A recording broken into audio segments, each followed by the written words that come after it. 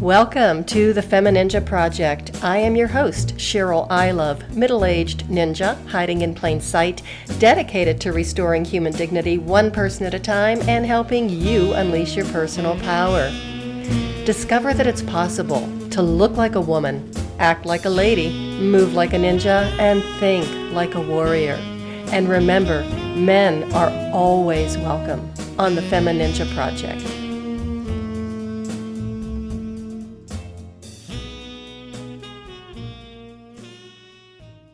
I am so excited right now. I am so fired up because I did something this weekend that absolutely just got my ninja energy flowing, and it's not even a hot flash. But my ninja energy is just really up, and I also feel incredibly girly at the same time because I did something that I've been wanting to do for a long time. I went shopping and I bought myself a flashlight. Yes, indeed, a flashlight could get me this excited because it's not just any flashlight. It's not the kind of flashlight you would pick up as you're walking out of the grocery store in the impulse buy rack or, one of those cheapy little things. I mean, this is a flashlight. And I bought it at a store that I've been wanting to go to for a really long time. It's located in my neighborhood, near my home, and it's called the Blue Star Police Supply. And yes, that got me really excited too. Walking in there, I have to admit I was a little bit apprehensive, and that's why it took me so long just to go there in the first place, since I've been looking at it and just wondering what kind of merchandise that they might offer for personal protection. So I've always been really curious about it, but again, a little apprehensive about walking into a store like that because, number one, I am not a police officer and I wasn't sure how I would be received. And number two, even though I love men, and I really do, it's still a little uncomfortable walking into a male-dominated, testosterone-infested type of environment.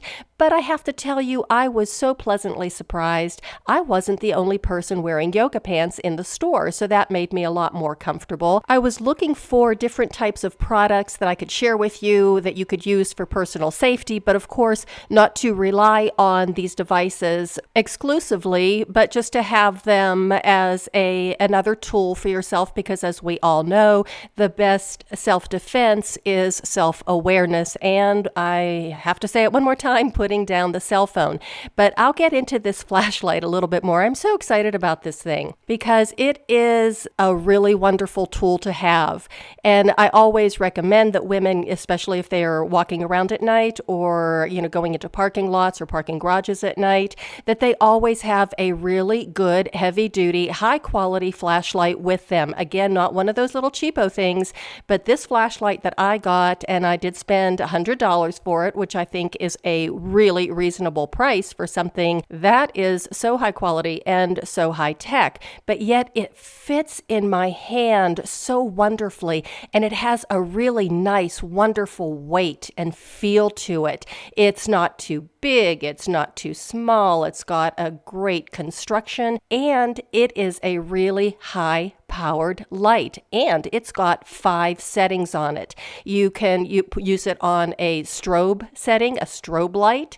It also has an SOS mode and a high, medium, and low beam, so you can adjust the power of the light that you're using. But I just absolutely love this thing. My husband loves it too, and as a matter of fact, he loves it so much I think he's going to get one for himself as well. So again, I love my new flashlight. I am so excited, and now I am having a power surge, so I need to kind of calm myself down a little bit, and I'll start just explaining why I am so excited about this flashlight and the idea that everything is or can be a weapon, at least if you know how to use it.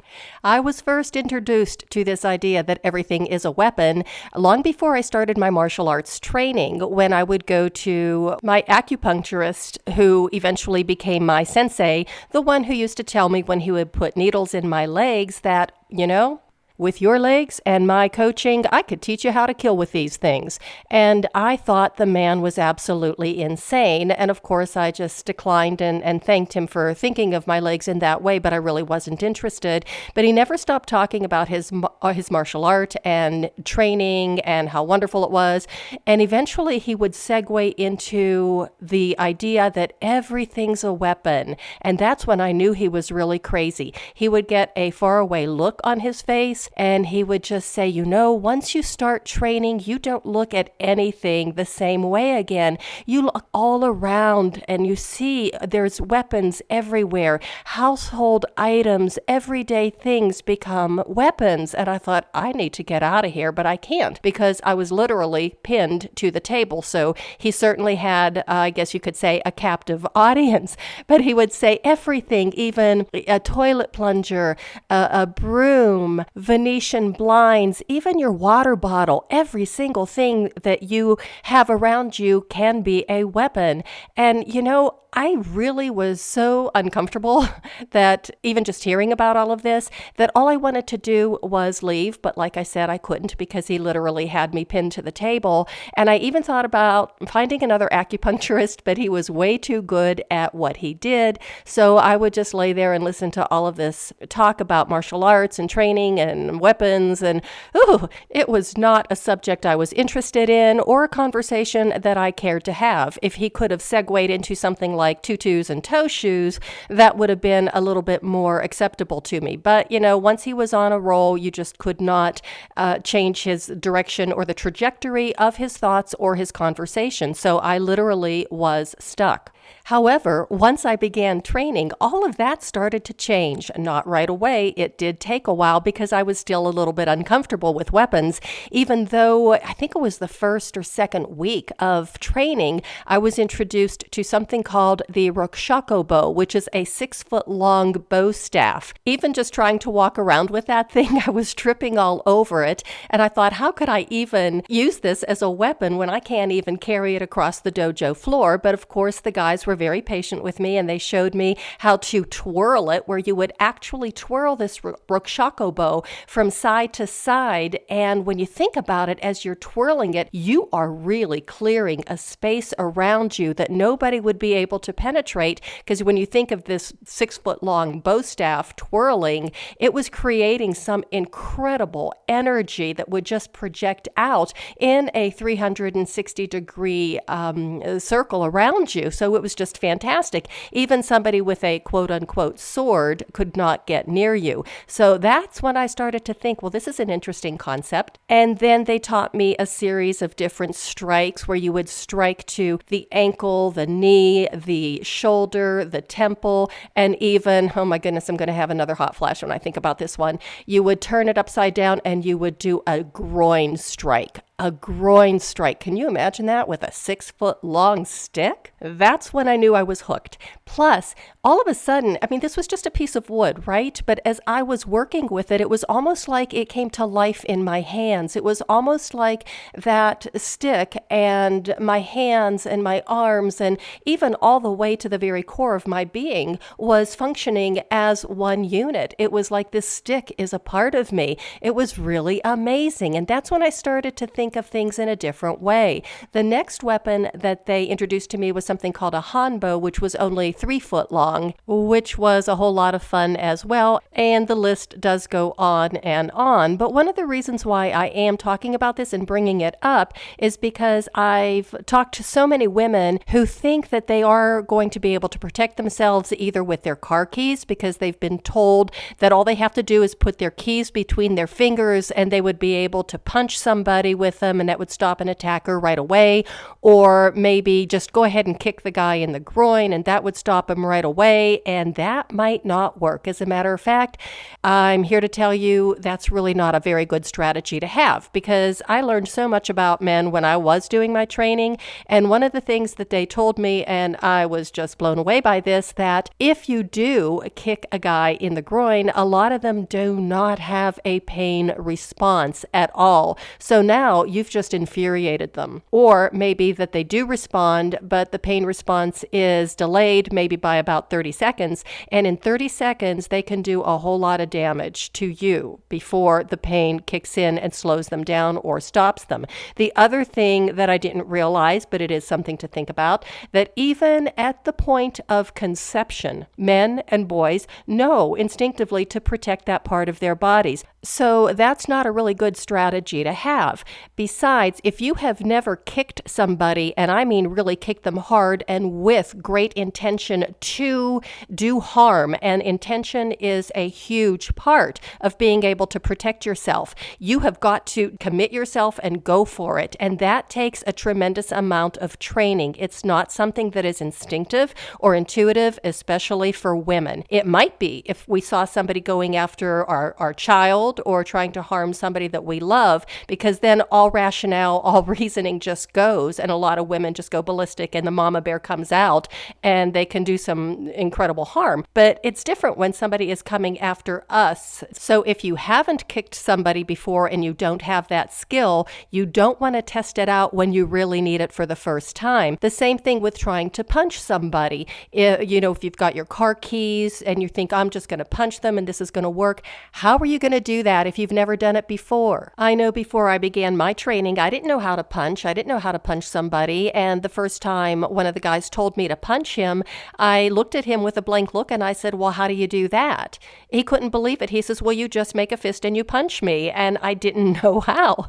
So he looked at me like I was from another planet. I asked him why or when would I ever have had the opportunity to punch somebody. So he actually had to physically show me the mechanics of how to be able to throw a punch. And I have got to admit, it was definitely not very effective. It was actually really puny and pathetic, but you have to start somewhere. But I was learning it in a safe and controlled environment. It was the same thing with throwing. I mean, I'm a girly girl. My sisters were a lot more athletic than I was. I never did things like sports or, playing some of these team games or things that people do.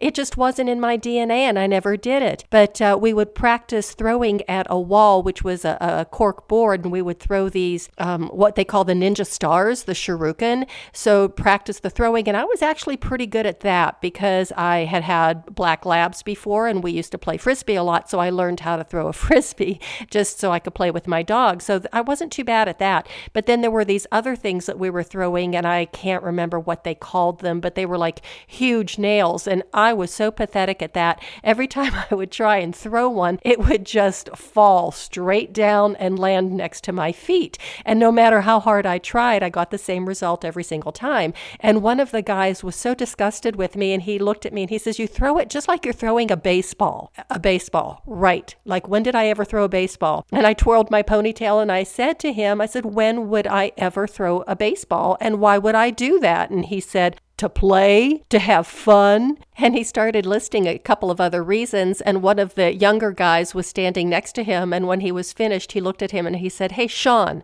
when was the last time you did a pirouette? Touché. From that moment on, Max was my BFF, at least until somebody else came along and had the honor bestowed upon them. So my point is that you really have to have some sort of an action plan already in place or ingrained into your nervous system, into your body brain, so you have practiced how to react in a variety of different situations and what to do. I'm telling you, throwing a water bottle at somebody's face is really a pretty good technique. It's a good weapon to be able to stop somebody temporarily, to give you the time, enough time to run away, to protect yourself and go to a safe place. So that is the point, is that you don't want to be able to beat somebody up or take somebody down. You want to be able to give yourself enough time to be able to get away and get to a safe place. And speaking of water bottles, there was one time I was standing outside the dojo with a bunch of men, and the school is on a nice neighborhood. It's a busy street as far as foot traffic goes. And I was standing with a bunch of the guys and they were talking about weapons, and I had a bottle of water. It was one of the larger bottles of smart water in my purse. As we were talking, and we were talking ninja talk, I got very playful. My playful ninja spirit started to come out in me, and I very slowly reached into my purse, which was hanging off of my left shoulder. So my purse was at about the level of my left hip. And I reached in and I very slowly drew out that bottle of water in the same manner that I would be as if I was unsheathing a sword. And there was a pedestrian walking by. And as I did that, he just went, whoa, and he stepped back and stepped off of the sidewalk into the street. I apologized to him, but we got a really big kick out of that. So again, intention is everything, not only in how it pertains to self-defense, but in every other aspect of life as well. Your intention is really going to determine what the outcome is, no matter what it is that you're trying to accomplish or achieve. And you need to know what you're doing, because when you know what you're doing, you can do what you want. Consequently, if you don't know what you're doing, you're not going to know what to do. And on-the-job training isn't really a great strategy when we're talking about something like self-defense. That's why it is so important to have a strategy, to have a plan, to practice it both in your mind and in your body. And because on-the-job training is not something that you want to do when you are in a situation where your safety is in jeopardy. After I had been training for maybe it was about a year, and I'm a knitter. I haven't knit in a long time, but I was knitting quite a bit at the time. And I was in the yarn shop one day, and we were talking about self-defense. I had just come from the dojo.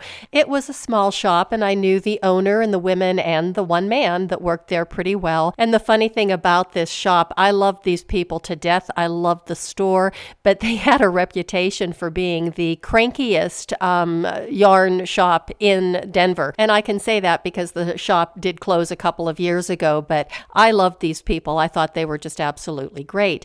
And when we were talking, the owner of the shop said, "Oh, I've got knitting needles. I don't need anything else. You can kill somebody with a knitting needle." And I just sat there and I listened to her, and she said, "All you have to do is just stick it in their ear. You take that needle and you stick it in their ear, and that's the end of that." And I looked at her and I said, "You know what? How are you going to do that? How are you going to get a knitting needle and shove it in some guy's ear who's trying to attack you?"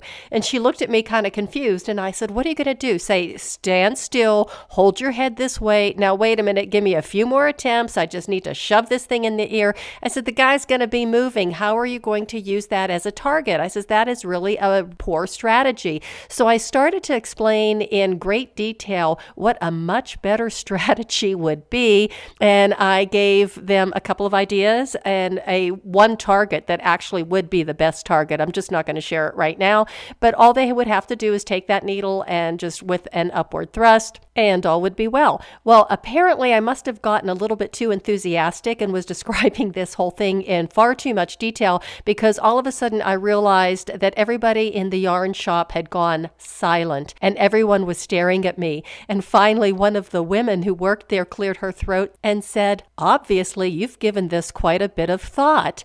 And that's when I realized, I guess I did. And that's when I knew that Sensei had converted me from never wanting to talk about weapons or hear about weapons to me being a spokesperson and telling everybody, "Oh, everything is a weapon. All you have to do is know exactly what to do with it and how to use it." And that is the key point that I'm trying to make, is that you have to know what your tools are, how to use them, what the limitations are, what they can do, and most importantly, what do you feel the most comfortable with? Because everybody is different about what they would choose as far as self-defense. You can go online and look for women's personal safety type of things. There is actually one website. It's a company that sells things online, but some of the things that they sell, I'm really not okay with.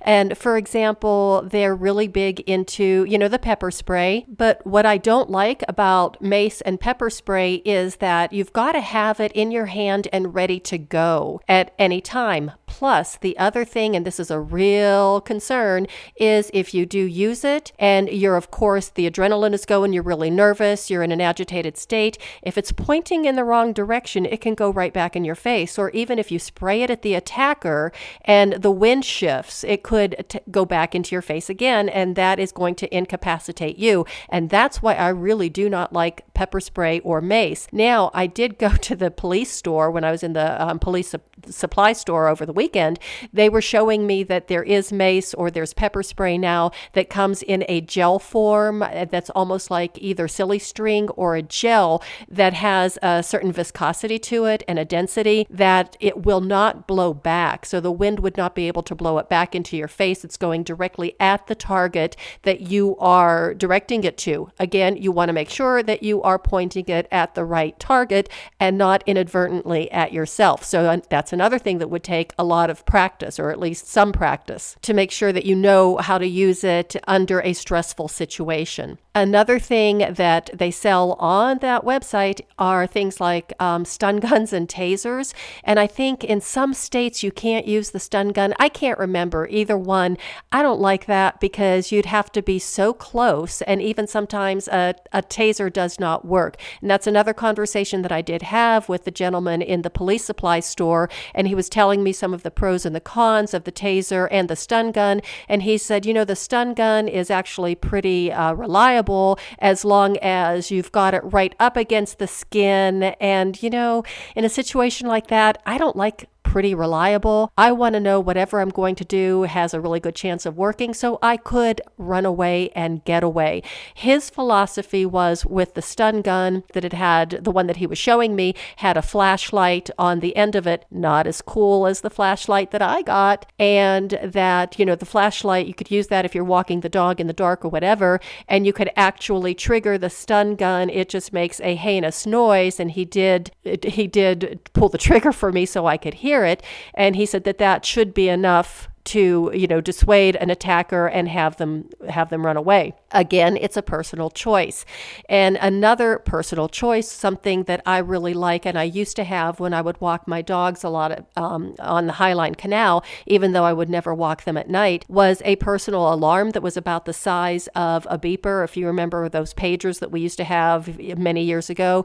And all you would do is pull the little pin out of it and it made a heinous noise. And that's another thing.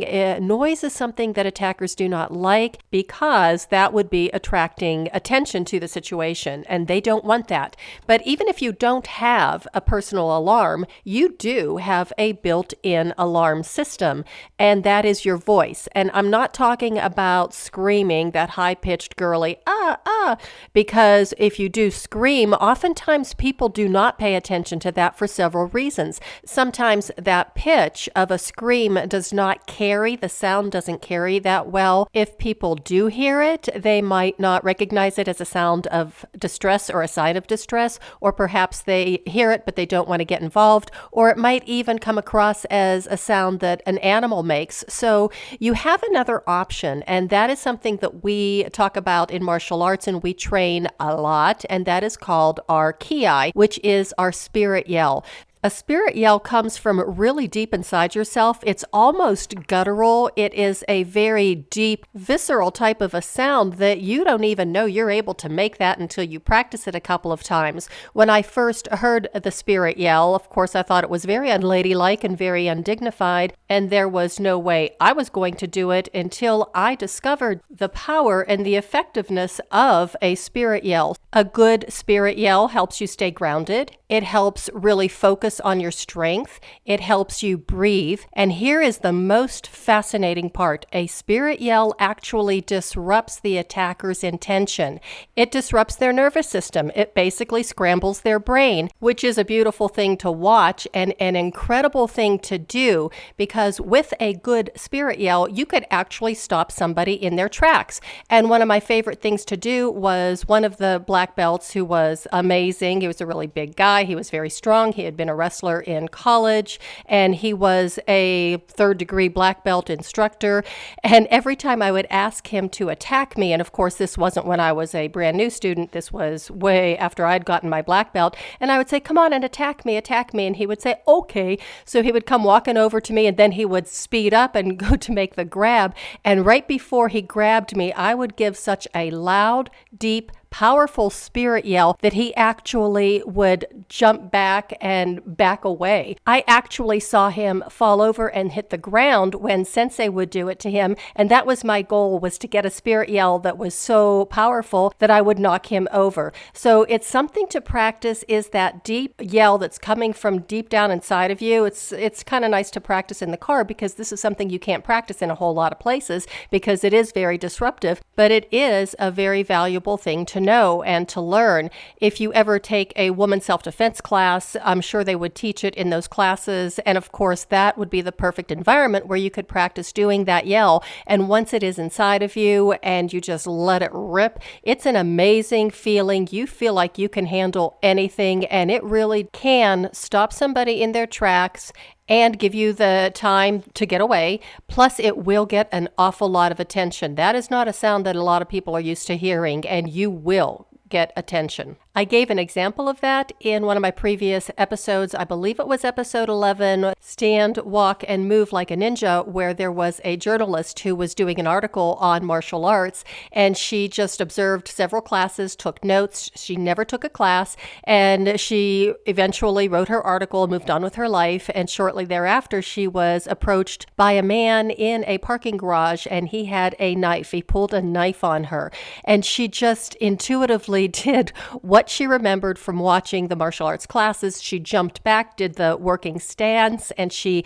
bellowed in Japanese, "Ite, ite," and the man dropped his knife, took off running. She called the police, and they did catch him, but it was that spirit yell that really, just kind of stopped him in his tracks, plus the fact that she took that stance. He figured she knew what she was doing, but what she did is she interrupted his agenda. He had a specific plan on what was going to happen when he pulled the knife on her, and he expected her to be terrified and do whatever he wanted her to do, and she just completely blew holes in his plan by jumping back and screaming. And the funniest part is what she did scream is the Japanese word for "I surrender." So never underestimate the power of a good spirit yell. It is well worth practicing, learning how to do it, and practicing on a regular basis, because everything is a weapon, including your voice. I wanted to take a minute to circle back to the beginning when I was talking about how Sensei was explaining to me before I was his student,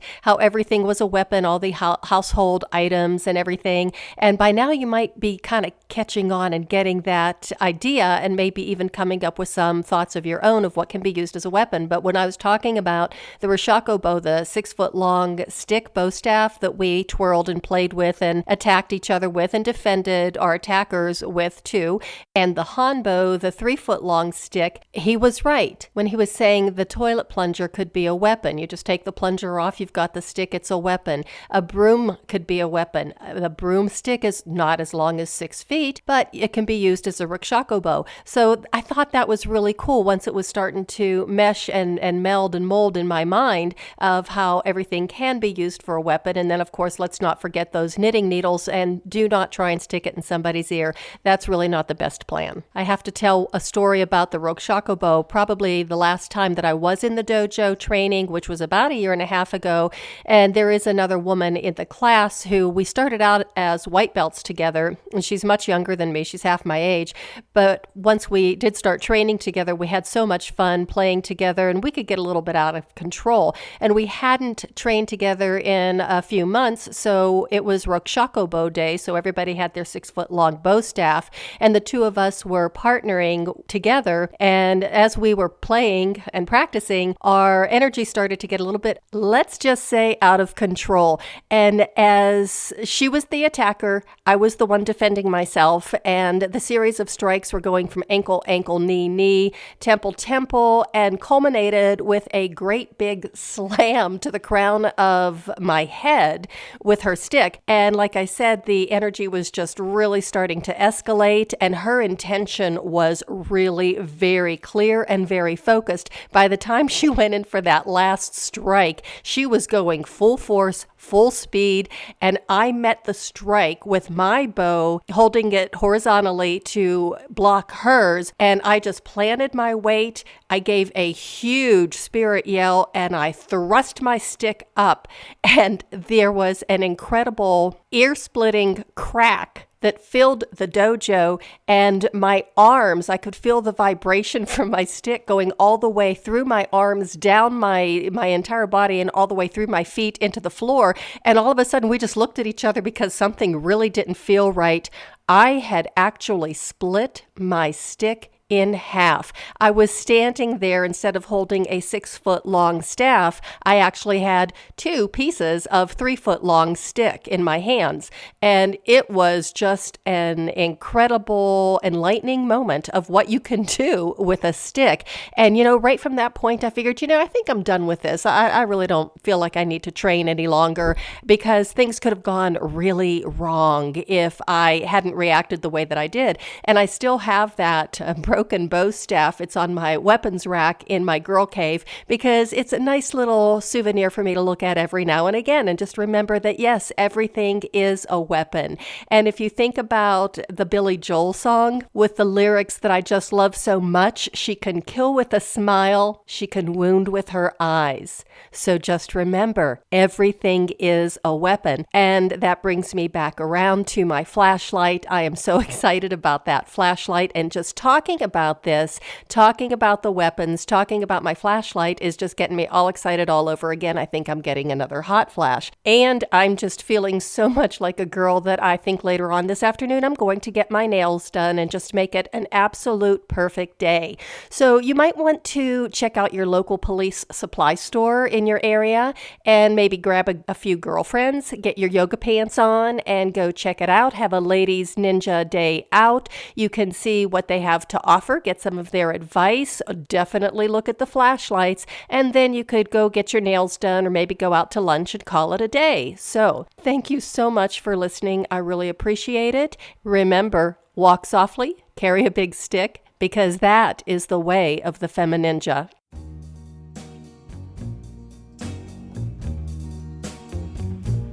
And that's a wrap on another episode of the FemiNinja Project.